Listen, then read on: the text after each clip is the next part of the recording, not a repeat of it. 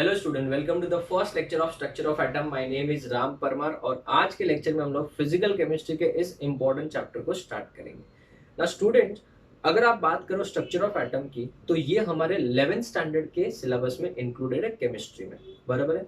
But अगर आप structure of atom को डिटेल में पढ़ना चाहते हो तो हमको इसको दो पार्ट्स में डिवाइड करना पड़ेगा। सर ऐसा क्यों? तो ध्यान से सुनो। अगर हम बात करें स्ट्रक्चर ऑफ एटम की तो इसके अंदर फिजिक्स के बहुत ज्यादा कंसेप्ट अप्लाई होंगे। तो स्ट्रक्चर ऑफ एटम में जो फिजिक्स के कंसेप्ट अप्लाई होने वाले हैं वो फिजिक्स में बेसिकली 12th में सिखाए जाते हैं। फिजिक्स में एक चैप्टर है जिसका नाम है atom, molecules and nuclei.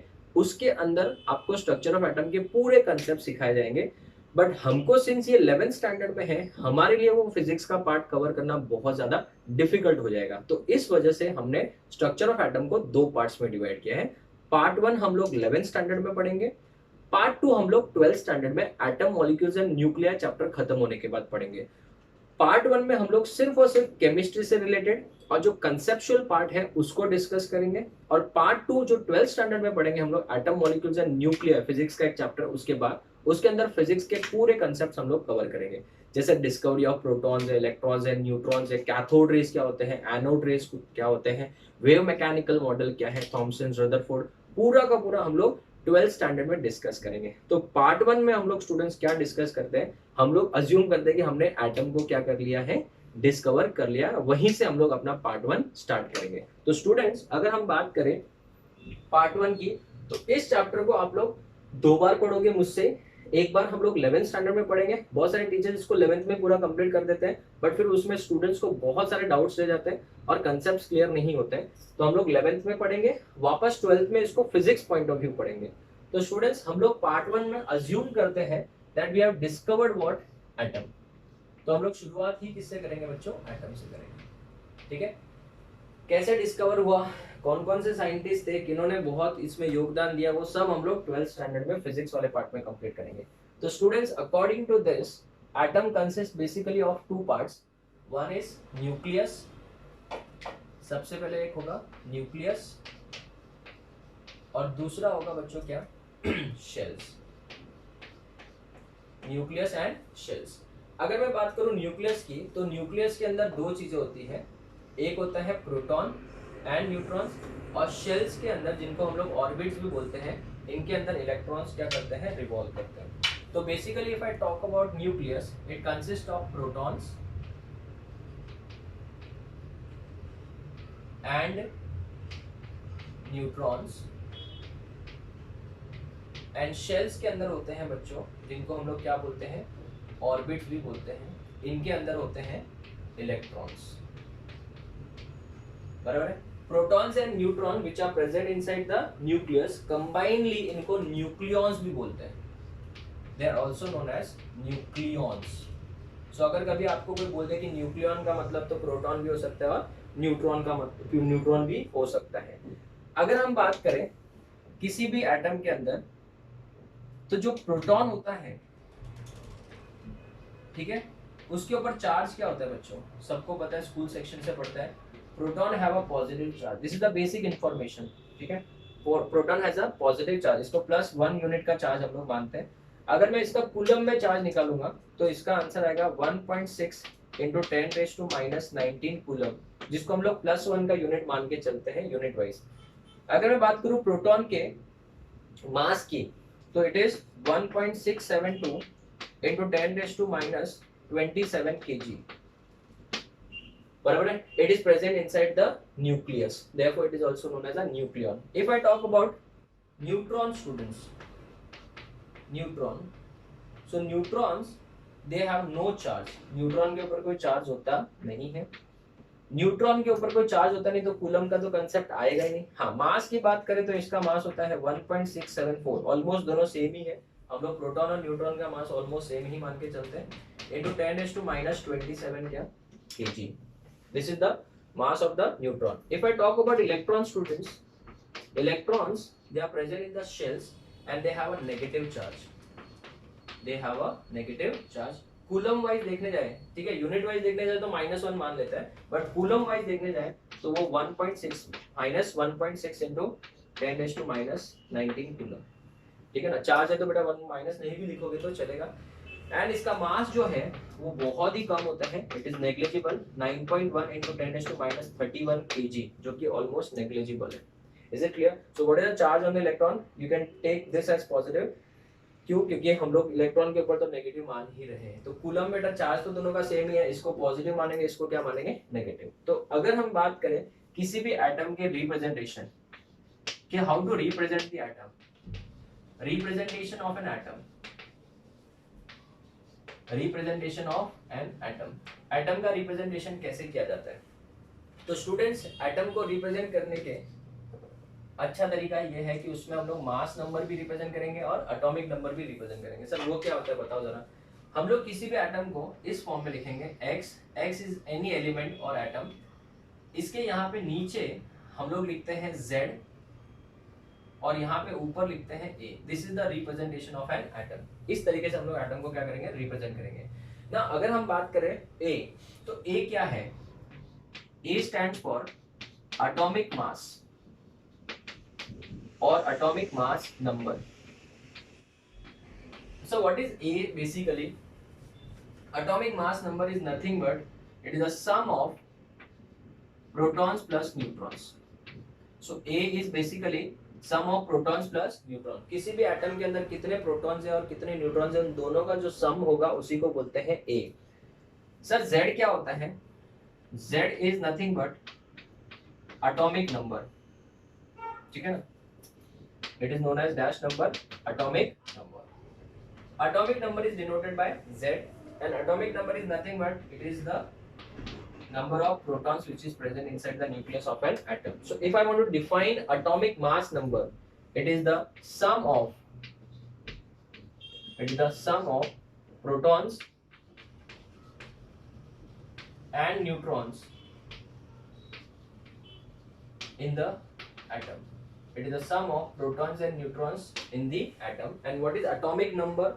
Atomic number is the number of protons in the atom.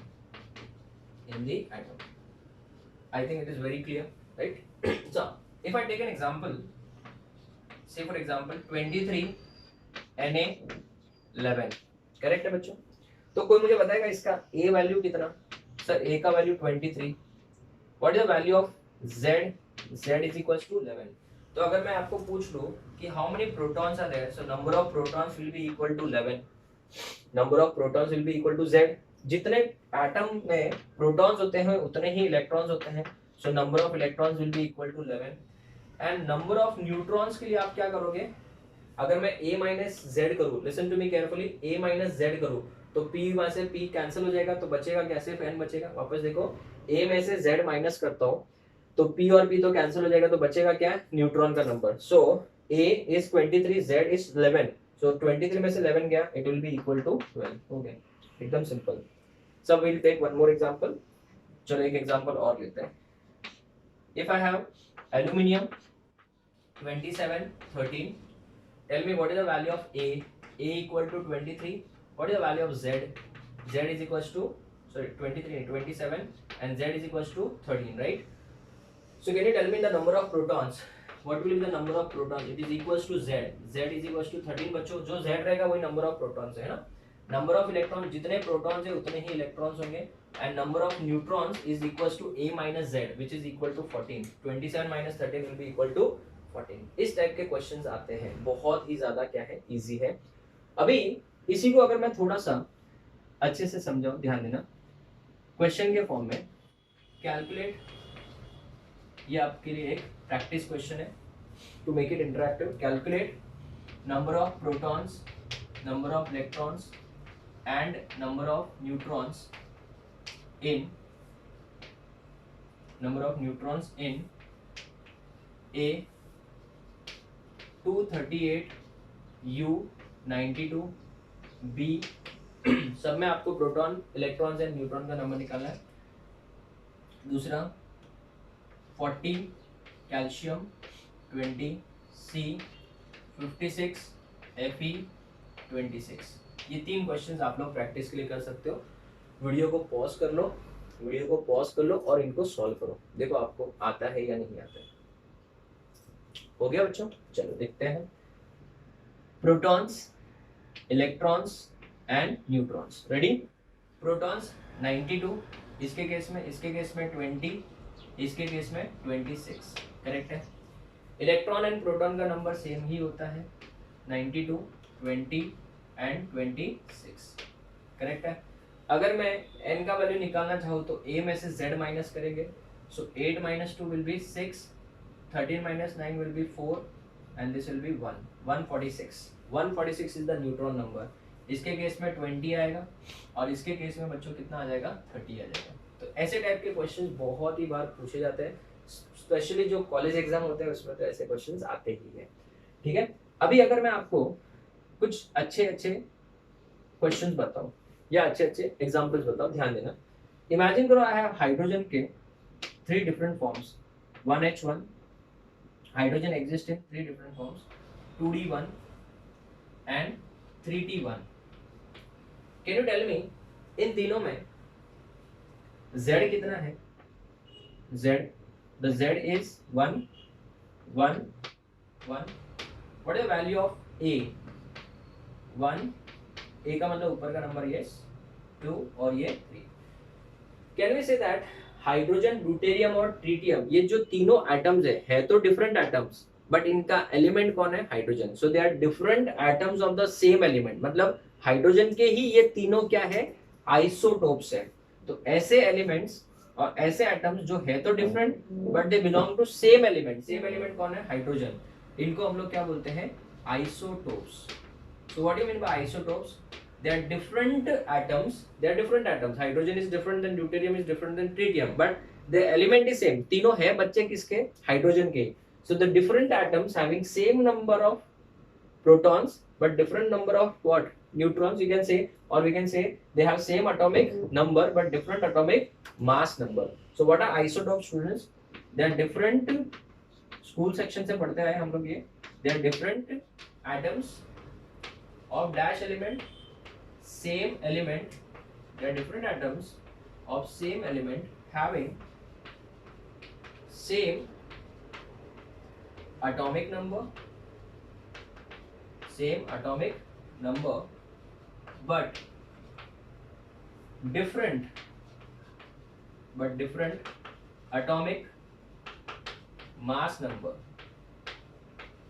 different atomic mass number, are called isotopes. इनको हम लोग क्या बोलेंगे? Isotopes. So what are isotopes, students? They are different atoms of same element. Same element कौन है? Hydrogen. They are different atoms of same element having same atomic number but different atomic mass number are called as isotopes. तो students हमने इस board पे क्या क्या पढ़ा? The 3 fundamental particles, proton, neutrons and electrons, उनके बारे में information. What is how the atom is represented, like A, Z कहाँ होता है, कैसे होता है, and what is the meaning of isotopes. Isotopes हमने पढ़ लिया। अभी नेक्स्ट कंसेप्ट जो आएगा वो आइसोबार्स का आएगा। वो क्या होता है हम लोग नेक्स्ट बोर्ड पे लिखेंगे। आप इसका एक बार फोटो ले लो।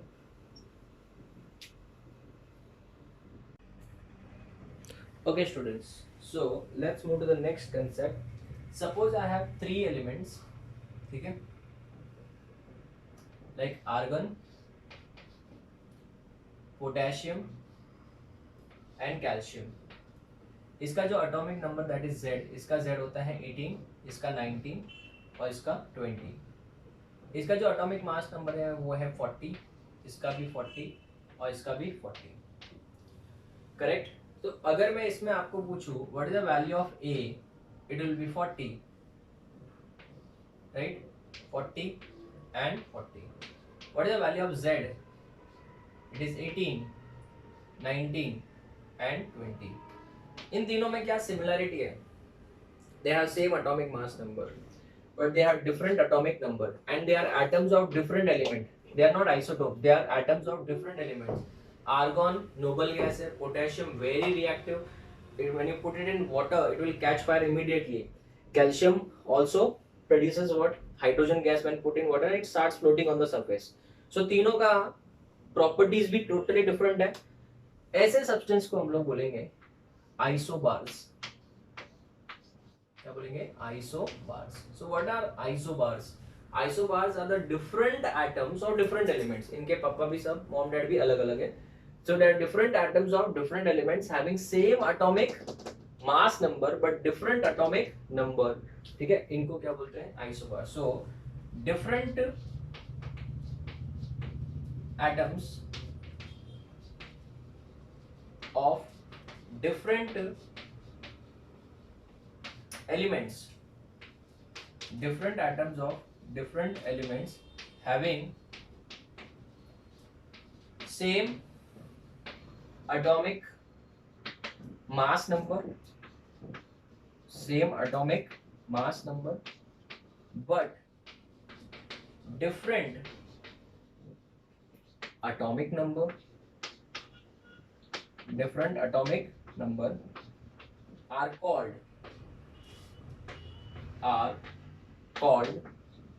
आइसोबार्स. इनको क्या बोला जाता है आइसोबार्स बोला जाता है. तो स्टूडेंट्स आइसोबार्स क्या होता है वो हमने पढ़ लिया, आइसोटोप्स क्या होता है वो भी हमने पढ़ लिया. Now if I give you an example, एक एग्जांपल देता हूं, ध्यान देना.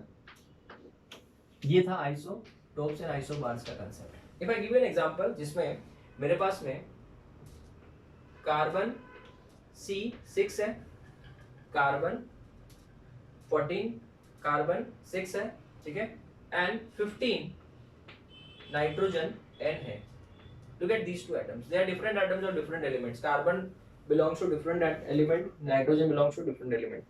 अभी मुझे एक बात बताओ, इन दोनों को ध्यान से देखो.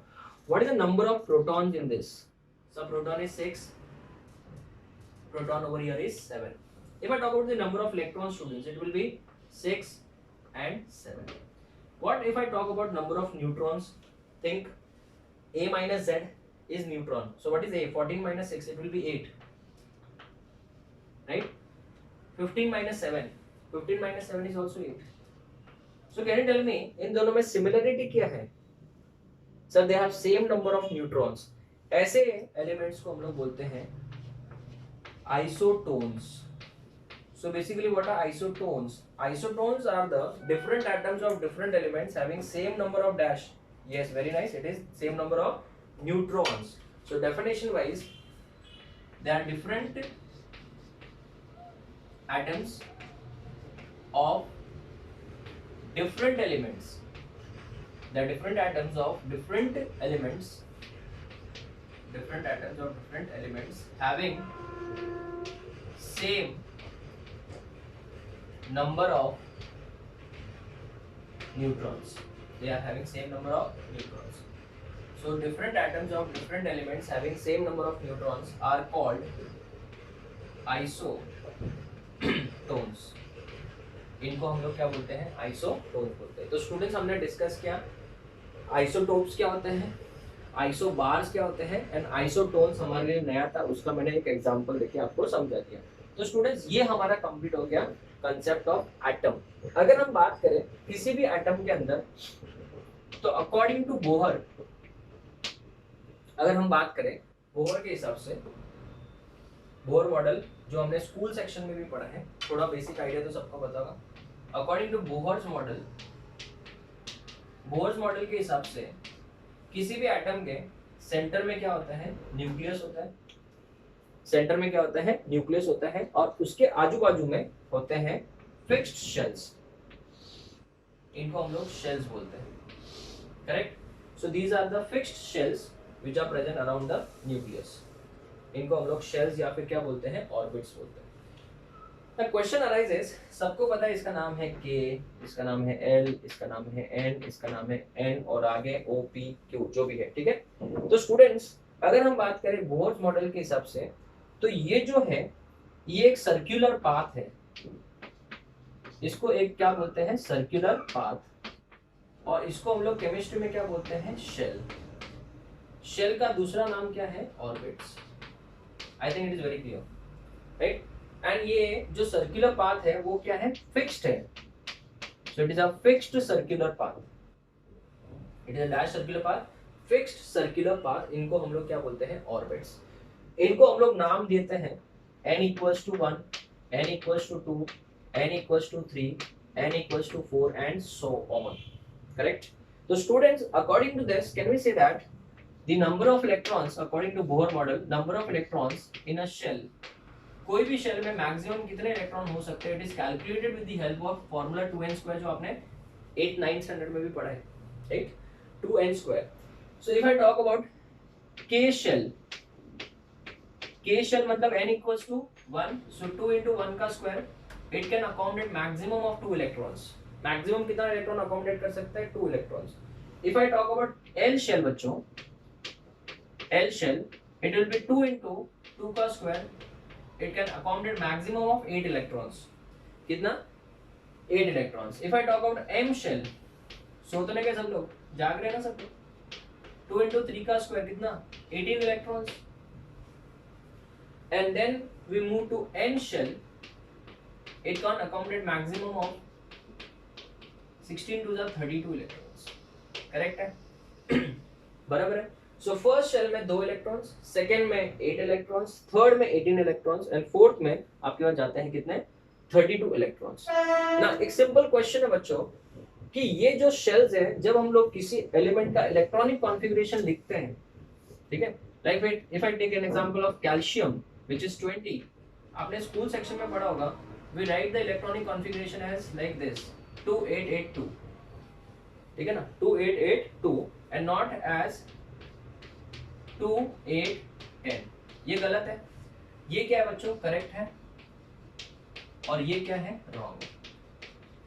सर एक डाउट है जो हम लोग स्कूल सेक्शन में हमेशा टीचर को पूछते थे कि K में गया 2, L में गया 2, M वाले शेल में, जो कि ये वाला आपका K शेल है, ये L है, ये M है और ये N है.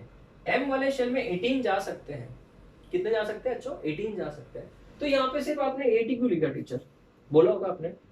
तो आप लोगों को जब टीचर ने बोला कि राइट द इलेक्ट्रॉनिक कॉन्फ़िगरेशन, आप आराम से खुशी खुशी लिखोगे 2 8 10, बट आप देखोगे टीचर को जब बोर्ड पे लिखती है टीचर आपके, तो आप देखते हो कि 2882, तो आप निराश हो जाते हैं, यार ऐसे कैसे हो गया? ये तो 18 इलेक्ट्रॉन अकोमोडेट कर सकता था, इसने कितने अकोमोडेट किया? सिर्फ और सिर्फ 8 ही अकोमोडेट किया. तो फिर आप जब टीचर को पूछते तो आपको टीचर बोलते हैं लॉ ऑफ ऑक्टेट. तो लॉ ऑफ ऑक्टेट अगर यहाँ पे एप्लीकेबल है तो फिर इसका अकोमोडेशन पावर 8 से ज्यादा होना ही नहीं चाहिए कभी, तो फिर 18 कैसे आएगा?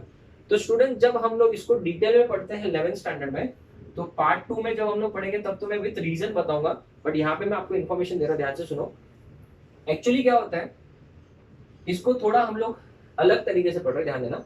एक्चुअल में क्या होता है, रियलिटी बता रहा हूँ कि जो शेल्स होते हैं ना, शेल्स जिसको आप क्या बोलते हो? ऑर्बिट्स बोलते हो. ये ऑर्बिट्स जो है या शेल जो होते हैं, दे आर फर्दर डिवाइडेड. इनको फर्दर डिवाइड, जैसे मैथ्स में सम होता है, क्वेश्चन होता है, क्वेश्चन नंबर 2, उसमें सब क्वेश्चन होता है ना, वैसे shells are further divided into sub shells. ये थोड़ा सा इंफॉर्मेशन याद रखो, फिर डिटेल में मैं समझाऊंगा. शेल्स जिसको आप क्या नाम देते हो? K, L, M, N are further divided into sub shells S, P, D, F. अभी कुछ थोड़ा क्लियर होता रहेगा. They are further divided into subshell, and subshells are further divided into subshells, which is also known as orbitals.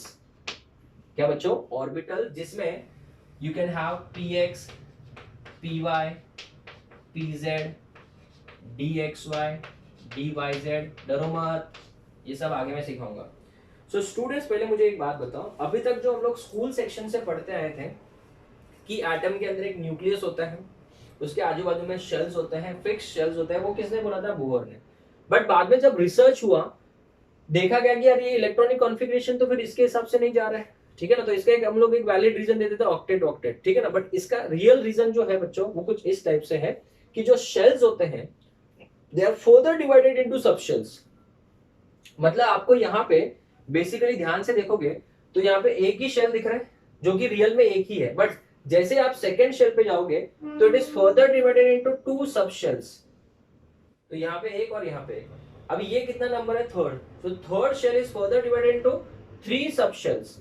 अभी वो कौन से shape के होंगे वो सब हम लोग आगे डिस्कस करेंगे. And fourth shell is further divided into 4 sub shells, इस तरीके से. तो अभी हम जब इलेक्ट्रॉन फिल इन करते हैं तो इलेक्ट्रॉन डायरेक्टली शेल के अंदर पहले किस में जाता है? ऑर्बिटल्स के अंदर. ऑर्बिटल्स के थ्रू सबशेल्स के अंदर और फिर शेल भरता है। तो स्टूडेंट्स हम जो डायरेक्टली शेल के अंदर डालते थे वो गलत है। पहले हमको इलेक्ट्रॉन्स किस में डालना पड़ेगा, ऑर्बिटल्स में। ऑर्बिटल्स भरने के बाद सबशेल भरेगा, सबशेल भरने के बाद शेल की बारी आएगी। तो ये कैसे होता है, थोड़ा कॉम्प्लिकेटेड सिचुएशन है, आपको मैं एकदम सिंपल करके आगे वाले बोर्ड्स में समझाऊंगा। तो आप इसका फोटो लो, फिर हम आगे बढ़ते हैं। ओके स्टूडेंट्स, सो इसको हम लोग को कंसेप्ट को थोड़ा कॉम्प्लिकेटेड कंसेप्ट को थोड़ा सिंप्लीफाई करते हैं। तो सबसे पहली बात तो मुझे ये बताओ कि जो शेल्स होते हैं उनके तो नाम फिक्स्ड है, क्या है, के एल एम एन, करेक्ट है। और ये जो है वो टू डिमेंशनल होते हैं, दो डायमेंशनल, टू डायमेंशनल है बराबर, क्योंकि एक सर्कुलर पाथ है, फिक्स्ड सर्कुलर पाथ है बराबर। इसमें अपना इलेक्ट्रॉन मिलने की पॉसिबिलिटी ज्यादा है। But students, shells are further divided into subshells, and subshells are further divided into orbitals। और जो ऑर्बिटल्स होते हैं उसके बारे में हमारा इंटरेस्ट है, ध्यान देना। ऑर्बिटल्स जो होते हैं वो थ्री डायमेंशनल होते हैं, ठीक है। कौन सा डायमेंशनल होते हैं, three dimensional. So say for example this is the nucleus, उसके आजू बाजू में ये क्या है बच्चों, ऑर्बिटल है। एस ऑर्बिटल जो होता है वो स्पेरिकल शेप का होता है। कौन से शेप का होता है, स्पेरिकल शेप का। सो अगर न्यूक्लियस है उसके आजू बाजू में एस ऑर्बिटल है, तो जस्ट इमेजिन करो मेरे पास एक कांच का बहुत बड़ा गोला है, या फुटबॉल है, समझो कांच का फुटबॉल है, बड़ा सा फुटबॉल। उसके सेंटर में एक पिंक कलर का मैंने प्लास्टिक बॉल रखा है। तो इतना बड़ा कांच का क्या है, फुटबॉल है, और उसके सेंटर में एक पिंक कलर का क्या है, मैंने छोटा सा एक प्लास्टिक बॉल रखा है। तो इमेजिन करो वो जो पिंक कलर का प्लास्टिक बॉल है वो है न्यूक्लियस, और जो बाहर का पूरा घेरा बना हुआ है कांच का वो है आपका एस ऑर्बिटल। तो स्टूडेंट्स, ऑर्बिटल जो होता है वो थ्री डायमेंशनल हुआ कि two dimensional, it is three dimensional. अभी आपका जो इलेक्ट्रॉन है वो पिंक बॉल के ऊपर से स्टार्ट होते हुए इस पूरे के पूरे अंदर के फुटबॉल की जो जगह है उसके अंदर कहीं पे भी घूम सकता है। So it is a three dimensional region around the nucleus where the probability of finding the electron is maximum. So what is the meaning of orbital? It is a three-dimensional region around the nucleus,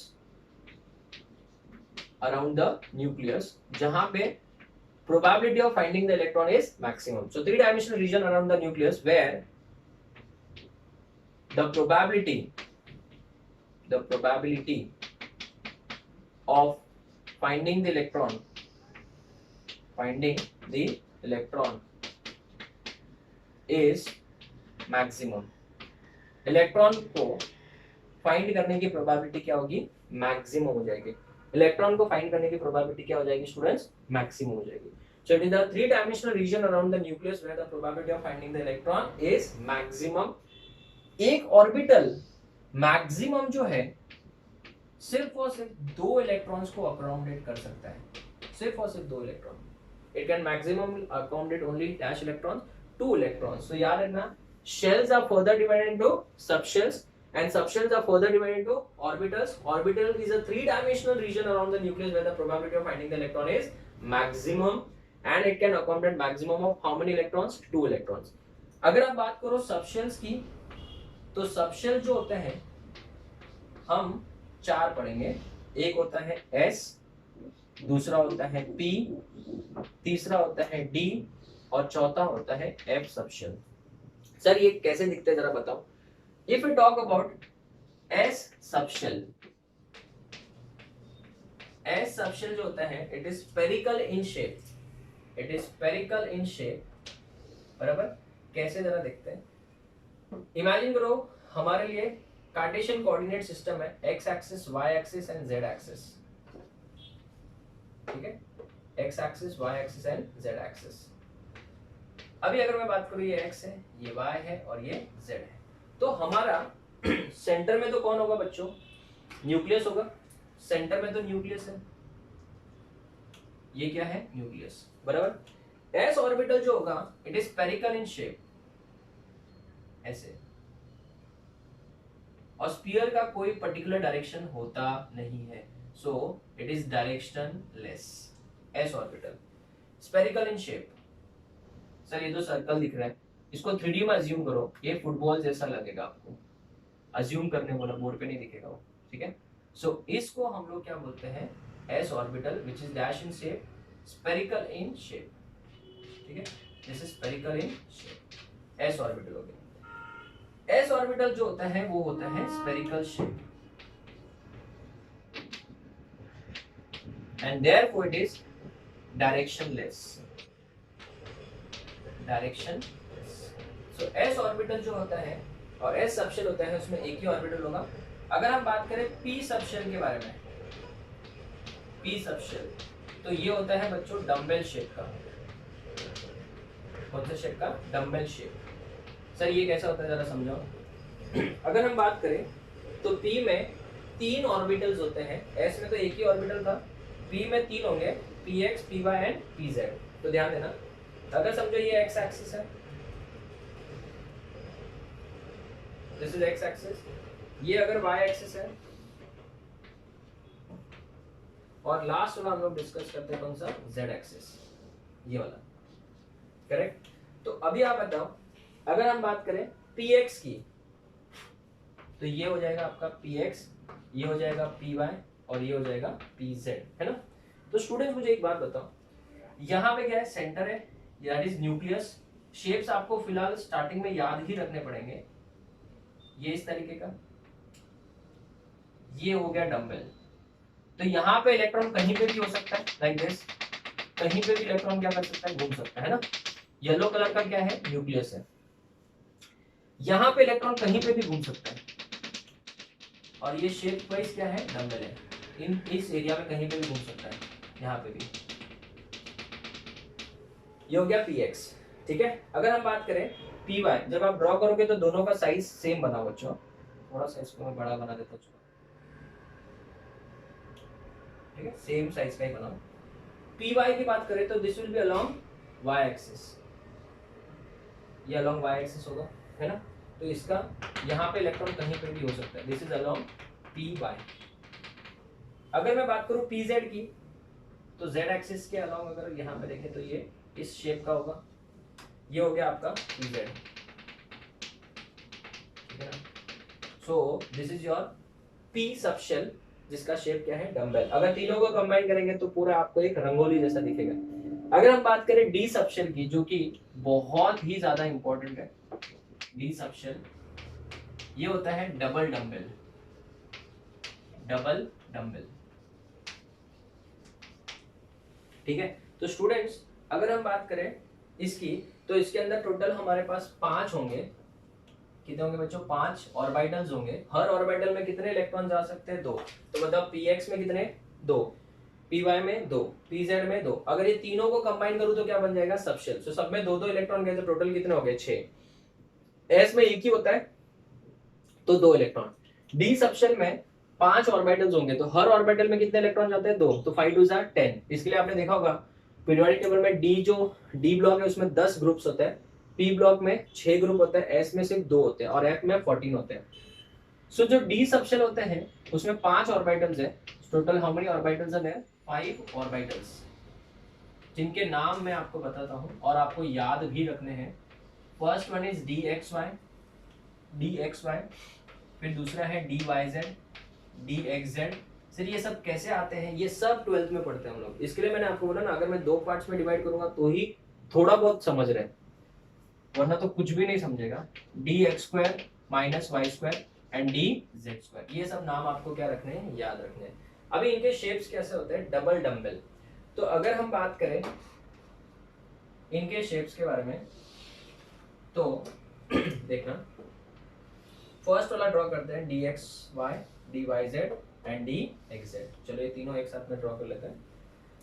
अगर हम बात करें first वाले के बारे में, सो ये हो जाएगा आपका एक्स एक्सिस, ये हो जाएगा आपका वाई एक्सिस, है ना। ये हो जाएगा आपका दूसरा वाला क्या है, वाई जेड, है ना। ये वाई एक्सिस, ये जेड एक्सिस। किसी को भी आप एक्स वाई मान सकते हो, कोई गड़बड़ नहीं है, बिकॉज यार 3D ना, ऐसे 3D में होता है। नेक्स्ट इसको मैं क्या मान लूँ, एक्स मान लूँ और इसको मैं मान लूँ जेड, बराबर। तो स्टूडेंट्स उन्होंने क्या बोला है, डी एक्स वाई बोला है, तो एक्स वाई मतलब एक्स और वाई के बीच में, इस तरीके से। ये तो एक डंबल हो गया, एक और होगा यहाँ पे, ये देखो अच्छा रंगोली बन रहा है, दिवाली में बनाएंगे अब की बार, ठीक है। तो यहाँ पे इलेक्ट्रॉन कहीं पे भी हो सकते हैं, ऐसा इलेक्ट्रॉन कहीं पे भी हो सकता है। तो ये स्टूडेंट बच्चों हमने डिवाइड किया दो पार्ट्स में। डी वाई जेड मतलब वाई और जेड के बीच में, ये भी डबल डंबल, एक डंबल ये और एक ये देखो वापस ऐसा। तो यहाँ पे हो गया डी वाई जेड, ठीक है। डी एक्स जेड मतलब एक्स और जेड के बीच में होगा, करेक्ट। ये आपका हो गया एक्स और जेड के बीच में, तो ये हो गया डी एक्स जेड। सो बताओ इसका नाम क्या है? इन भाई साहब का नाम है D X Y, D Y Z and D X Z. अगर हम बात करें नेक्स्ट वाले की, तो वो है D X square minus Y square, D X square minus Y square. अब ये D X square minus Y square क्या होता है वो देख लेते हैं। इसको अगर मैं मान लूं एक्स एक्सिस, इसको मैंने मान लूं Y axis, so D X square minus Y square का मतलब होगा एक्स एक्सिस के भी ऊपर लोब होगा। So this is the first orbital of D in which the electrons are present on the axis। बाकी सब में देखो in between the axis है, एक्सिस के बीच में है। तो ये नीट 2018 में क्वेश्चन भी पूछा था, which d orbital of the following has the electron density on the axis। on the axis पूछोगे तो क्या आएगा answer? D X square minus Y square. और एक लास्ट वाला जो है उसमें भी on the axis ही होता है, और वो है डी जेड स्क्वायर। ये z एक्सिस है, बराबर है। तो इसमें जो इलेक्ट्रॉन डेंसिटी होगी it will be on the z axis only, ठीक है ना। तो z एक्सिस के ऊपर है यहाँ पे इलेक्ट्रॉन डेंसिटी कहाँ पे भी, इन सब जगह पे। ये सब 3D है बच्चों, पूरे फूले हुए हैं, डंबल कैसे होते हैं वैसे। और यहाँ पे एक रिंग होता है बच्चों, यहाँ पे इस तरीके के ये रिंग है, और ये जो रिंग होता है वो एक्स वाई प्लेन में होता है। तो डी ऑर्बिटल का सिर्फ एक ही ऐसा डी है जिसके अंदर electron density is on all the axis. All the axis मतलब एक्स वाई जेड। ये देखो रिंग जो है वो कौन से प्लेन में? एक्स वाई प्लेन में, और density is also there on the Z. तो मुझे था एक्स वाई और जेड तीनों में आ गया। अगर आपको पूछे which D orbitals have electron density in between the axis, तो 1 2 3, on the axis 1 and 2, in all the axis only 1, and this is also known as baby सूत्र स्ट्रक्चर। बेबी सूत्र स्ट्रक्चर का मतलब जैसे कोई बच्चा छोटा होता है तो आप उसके लिए गिफ्ट लेके जाते हो ऐसे ऐसा वाला, उसको हाथ में लेके खेलता है, तो वैसे ही दिख रहा है ये, इसके लिए इसको बेबी सूत्र स्ट्रक्चर भी बोला जाता है। तो स्टूडेंट्स पहले आप लोग समझ लो, थोड़ा आपको ये वीडियो मुझे लगता है एक दो बार और देखना पड़ेगा, और अच्छे से देखोगे तो और अच्छे से समझेगा कि जो शेल्स होते हैं जिसको आप KLM नाम लेते हो वो आगे जाके और डिवाइड होते हैं। They are further divided into subshells. Subshells मतलब SPDF, but subshells are further divided into orbitals. Orbitals are nothing but three-dimensional region around the nucleus where the probability of finding the electron is maximum। Orbitals के shape क्या क्या हो सकते हैं? Spherical shape हो सकता है, along x axis, y axis, z axis हो सकता है। d ऑर्बिटल के अंदर 5 है, ऐसे हो सकता है। इन सबको मिला दो, d के कितने ऑर्बिटल्स है? 1 2 3 4 5, इन सबको मिला दोगे तो क्या बनेगा? सबशेल। समझा?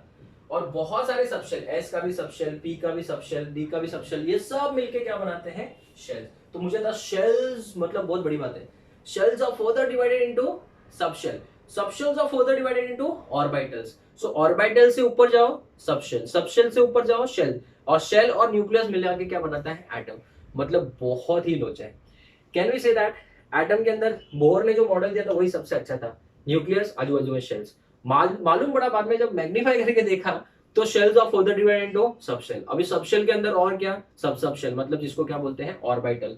हर एक ऑर्बिटल सिर्फ 2 ही इलेक्ट्रॉन अकोमोडेट कर सकता है। ये कितना इलेक्ट्रॉन? 2, ये 2, ये 2, ये 2, तो टोटल कितने हो गए? 6। तो p सबशेल पूछा जाएगा तो 6 इलेक्ट्रॉन, p ऑर्बिटल पूछा जाएगा तो 2 इलेक्ट्रॉन। लिसन ना वेरी क्लियरली, ये नीट में बहुत बार पूछा गया है। अगर मैं बोलूं कि किसी भी ऑर्बिटल में कितने इलेक्ट्रॉन जा सकते हैं तो 2, सबशेल पूछूं तो आपको सबको कंबाइन करना पड़ेगा। तो बताओ p ऑर्बिटल में 2, p सबशेल में 6, बोलो d ऑर्बिटल में 2 इलेक्ट्रॉन ही जा सकते हैं, बट d सबशेल में 2 4 6 8 10, सब में 2 इलेक्ट्रॉन जाएंगे तो 10 हो जाएंगे। तो याद रखना सबशेल्स को डिवाइड करके ऑर्बिटल्स बनाए। समझा? Shells are further divided into subshell. मेरे साथ रिवाइज करो, shells are further divided into subshell, subshells are further divided into orbitals. हर एक ऑर्बिटल में मैक्सिमम कितने इलेक्ट्रॉन जा सकते हैं, बोलो 2। हर एक सबशेल में कितने इलेक्ट्रॉन जा सकते हैं, 2n²। सर सबशेल में कितने जा सकते हैं वो हमने कैलकुलेट कर दिया, उसका आगे एक फॉर्मूला भी आएगा, वो भी मैं बताऊंगा, अभी बता के कोई मतलब नहीं है। तो स्टूडेंट्स आज का लेक्चर मुझे आपको समझाने में मुझे लगता है मुझे सक्सेस हासिल हुआ है।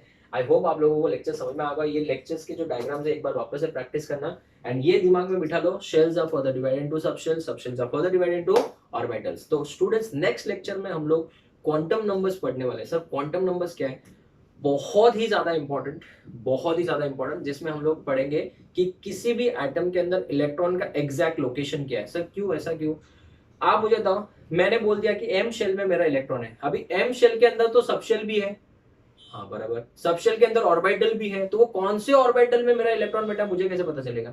खाली मैं बोल दूं कि नाला सुपारा में एक इंसान रहता है, जाके बुला के आओ, तो वो कहाँ रहता है, कौन से ईस्ट में रहता है, वेस्ट में रहता है, एरिया क्या है, बिल्डिंग क्या है, विंग क्या है, फ्लैट क्या है, बहुत सारी चीजें मैटर करती है। तो सेम वे किसी भी एटम के अंदर इलेक्ट्रॉन, मैंने बोला एम शेल में, तो एम शेल जो है मतलब KLM, एम शेल है, थर्ड शेल है ना, तो उसके अंदर 3 सबशेल होंगे, SPD।